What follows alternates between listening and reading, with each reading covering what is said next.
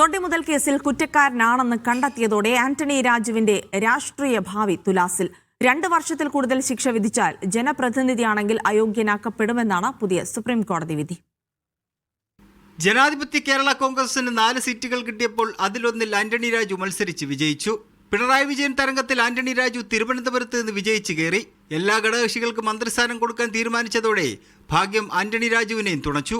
2ാം പിണറായി മന്ത്രിസഭയിൽ ആദ്യത്തെ 2.5 വർഷം ഗതാഗത മന്ത്രി. വലിയ വിമർശനങ്ങൾ കേൾക്കാതെ ടേം പൂർത്തിയാക്കി. നിയമസഭാ ഇലക്ഷന് മാസങ്ങൾ മാത്രം ബാക്കി നിൽക്കെയാണ് ഇടുത്തി പോലെ കോടതി വിധി വന്നത്. 2 വർഷത്തിൽ കൂടുതൽ ശിക്ഷയ്ക്ക് ഒരു ജനപ്രതിനിധി വിധിക്കപ്പെട്ടാൽ അയാൾ ജനപ്രാതിനിധ്യ നിയമത്തിലെ 8 ക്ലോസ് 3 പ്രകാരം അയോഗ്യനാകും. തെരഞ്ഞെടുപ്പ് അടുത്തിരിക്കെ ഒരു MLA സ്ഥാനം നഷ്ടപ്പെടുന്നത് ഇടതുമുന്നണിക്ക് അത്ര നല്ലതല്ല. ഉത്തരവിന്റെ പകർപ്പ് കിട്ടിയ ശേഷം മേൽക്കോടതിയെ സമീപിക്കാനാണ് ആന്റണി രാജുവിന്റെ നീക്കം. വിധി സ്റ്റേ ചെയ്യണമെന്ന ആവശ്യമായിരിക്കും ആന്റണി രാജു മുന്നോട്ട് വയ്ക്കുന്നത്. മീഡിയ 1 തിരുവനന്തപുരം.